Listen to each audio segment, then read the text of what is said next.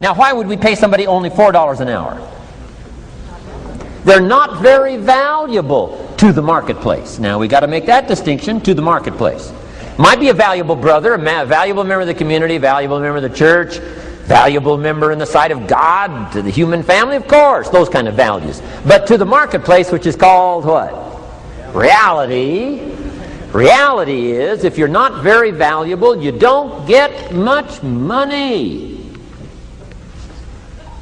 Those are called the facts. I mean, that's how that is. Well, then, how do you get more money? Simple answer. Somebody says, well, I'll go on strike for more. Well, here's a major problem with that.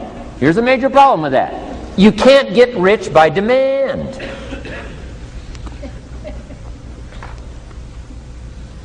Somebody says, well, I'm waiting for a raise.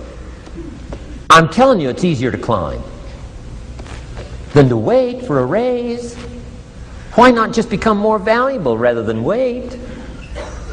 I'm telling you, that's the key to all good things.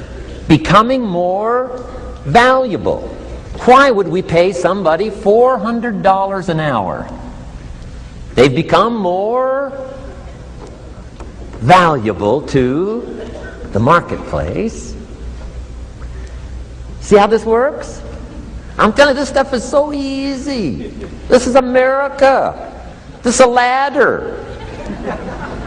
How far is it from 4 to 5? I'm telling you, it's not far. $4 to $5 an hour? If you work for McDonald's, haul out the trash, they'll pay you $5 an hour. If you whistle while you haul out the trash, they'll pay you $5 an hour. I'm telling you. You'll get an extra $1 just for a good attitude. Yay, McDonald's. Wear the hat. It's incredible. $5. And then you just keep becoming more valuable, more valuable, more valuable. I got a telephone call 5 years ago. Company said, we're ready to expand internationally. We need some help. I was sort of semi-retired. Right? Looking for the next exotic beach. They said, no, Mr. Rohn, we got a project for you. Right? Going to expand internationally. We could use your help. Next little while, we'll add some millions to your fortune, make it worth your while. I said, okay. I thought later, isn't that interesting that they called me? My second thought was, of course they'd call me. Who else would they call? I mean, you know, I can get the job done. Now, how come I got a telephone call worth millions? I had become valuable. Now, I'm a farm boy from Idaho. I was raised in obscurity. 1 year of college, and I thought I was thoroughly educated. Made all kinds of mistakes galore. At age 25, the creditors are calling me saying, hey, you told us the check was in the mail. I got pennies in my pocket. I got nothing in the bank. I'm behind on my promises. How come I get a telephone call 5 years ago and it's worth millions? I changed. I turned my life around. Is it possible to become worth millions? Speaking economically, now there's a lot of values to become, but let's just talk economics. Is it possible to become that valuable? And the answer is, of course, of course. Now let me give you the secret. Shelf said, here's the secret, Mr. Rohn. Learn to work harder on yourself than you do on your job. Once I got that, it turned my life around. Learn to work harder on yourself than you do on your job. Results. Every once in a while, you got to take a measure. See how you're doing with these three pieces: philosophy, attitude, activity. Now we take a measure called results. What is the results at the end of the day, the results at the end of the week? You can't let too much time go by without checking. When time goes by, 6 years I'd been out there working when I met my teacher, Mr. Shelf. Shelf said, well, Mr. Rohn, let's just go through a little summary here. He said, in the last 6 years, how much money have you saved and invested? Let's go through a little tab list here. How much money have you saved and invested the last 6 years? I said, what? 0. He said, you have messed up. You remember these notes. I like that. You've messed up. He said, who sold you on that plan? I thought, my gosh, the man's right. I'm a nice guy. I bought the wrong plan. What if you were 50 and broke? Right? Didn't need to change countries. Bought the wrong plan. What a sad scenario that would be. But Shoaib said these questions. Let's go through some results. He said, how many books have you read in the last 90 days? I said, what? 0. Wisdom of the world available? Change your life, change your future? Wisdom of the world available? Develop any skill you want? Earn the kind of income you want? Have all the treasures you want? Equities you want? Relationship with your family that you want? Everything that you want available? And the wisdom of the world to help you get it? Haven't read any books in the last 90 days. My teacher said, Mr. Rohn, you have messed up. I'm telling you, you've got the deal. Shoaib said, Mr. Rohn, in the last 6 months, how many classes have you taken to improve your skills? Or to develop new skills? Go for the American dream. Become rich and powerful and sophisticated and healthy and influential. How many classes have you taken in the last 6 months? I said, how many? 0. He said, you have messed up. He said, you don't need to unmess the country. You don't need to straighten out the perplexed. You don't need to straighten out any of this stuff. All you've got to do is look within and let results teach you a great deal about your own activity, your own attitude, and your own philosophy. I went through that process. Take this phrase home. Results is the name of the game. What other game is there? Results. Here's all life asks us to do. Make measurable progress in reasonable time. Just take home that little phrase. Good phrase. We're asked in life simply to make measurable progress in reasonable time. We demand it of our children. How many years do you want your child to spend in 4th grade? Approximately.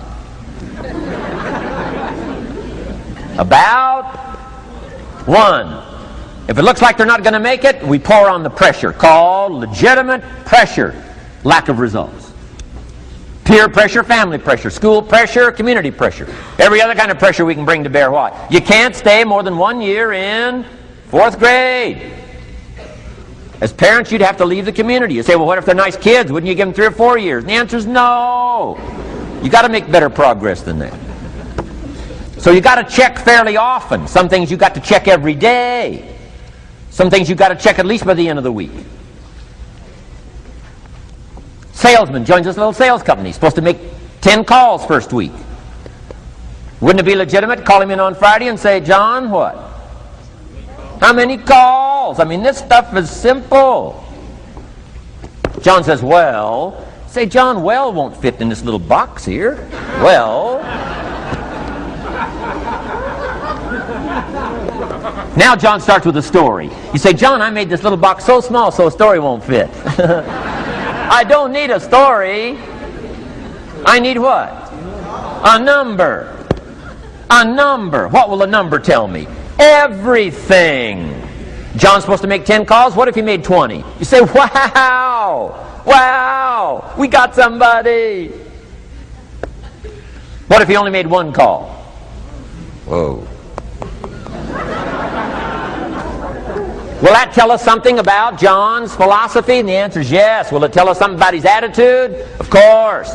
Will it tell us something about his disciplines? Of course. And if he wants a lesson in life change, all he has to do is be willing to face the numbers and come up with the results that will teach you to either celebrate if you got good results or fix whatever needs to be fixed in your philosophy, attitude, activity called disciplines. You don't need to go anywhere else. I do believe in affirmations. They are valuable as long as you affirm the truth. Because it says in ancient scripts, the truth, what? Will set you free. Free to do what? Amend your errors and pick up new disciplines. That's what the truth is for. To help us amend our errors and pick up the disciplines for life change. That's what the truth is for. So I do believe in affirming the truth. If you're broke, best thing to affirm is, I am broke. You put that up on the refrigerator where you can see it every day. I mean, that's how you do that. Now, if you need a little additional affirmation, you just put up there, I'm 40 and broke. I mean, you know, that ought to do it. And if you need just a little more, put up there, I live in America and I'm 40 and broke. That's enough to turn your life around. It says, hey, something is wrong. Somewhere I have messed up. And I'm telling you, if you'll start with that, it's called the process of life change, and it doesn't matter how small the process is to start. One discipline starts it, and then one discipline feeds another, and the first thing you know, you've got this whole cycle in an upward positive motion. And it's called life change. It's called income change. It's called health change. Relationship with your family change. Equities unprecedented that you can have in numbers that will stagger the imagination if you do not curse what's available and start amending what's possible to get the results that you want. I don't think I can put it in any better language. Let me give you the day that turns your life around as quickly as I can. I got 4 parts to the day that turns your life around, and then we're finished for the day. Number 1, disgust. Disgust. Disgust is a negative emotion, but it can have a very positive, powerful effect. Disgust says, I've had it. What an important day that could be. I've had it. Wow. I met a beautiful, powerful, accomplished executive lady in New York. The company invited me to come in. This lady was a vice president, extraordinary lady. I got to know her and I found out her story. I said, how did you get here? Big income. And she never went to college, never went to university. I said, how did you get here? Executive, powerful, income. She said, well, let me tell you part of the scenario. She said, when I was a young mother a few years ago, she said, one day I asked my husband for $10. And he said, what for?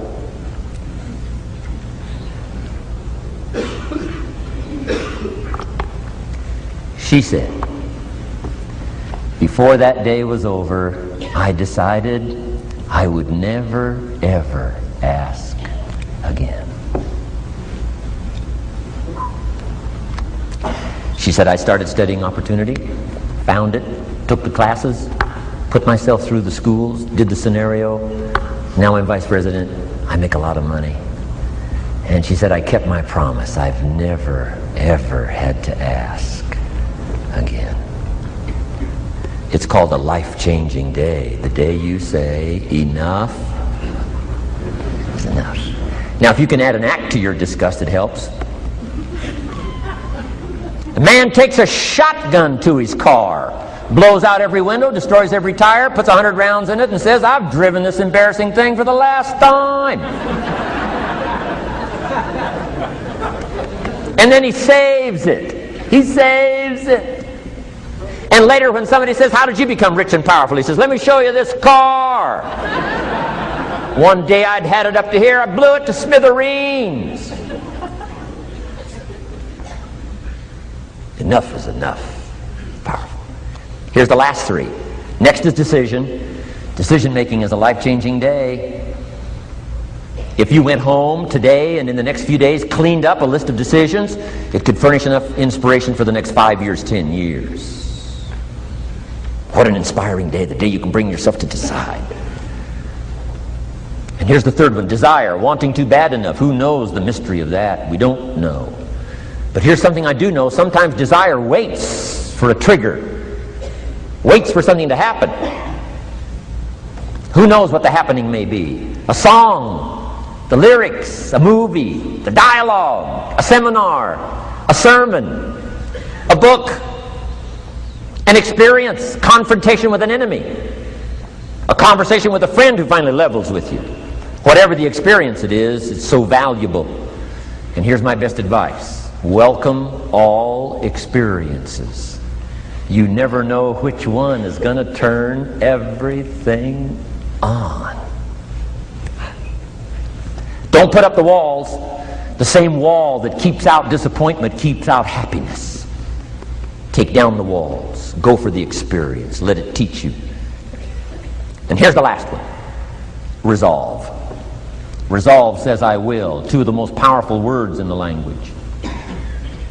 Benjamin Disraeli said, nothing can resist a human will that will stake its existence on its purpose.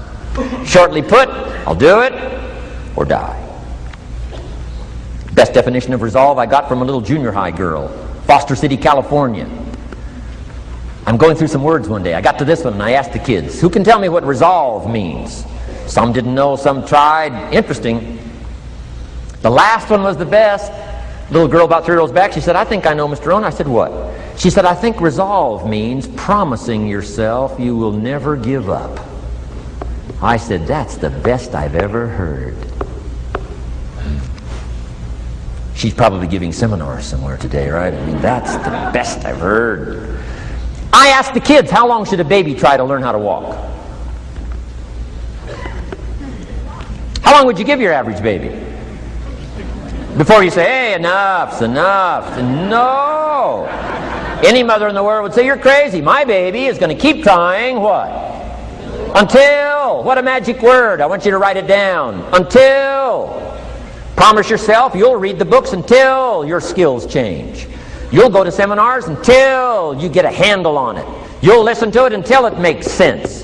You'll go for it until you understand it. You'll practice it until you develop the skill. Never give up until, however long that is. Step by step, piece by piece, book by book, word by word, apple by apple. Walk around the block, walk around the block. Go for it. Don't miss the chance to grow. And resolve that you'll pay the price until you learn, change, grow, become. Then you'll discover some of life's best treasures when you pay that price.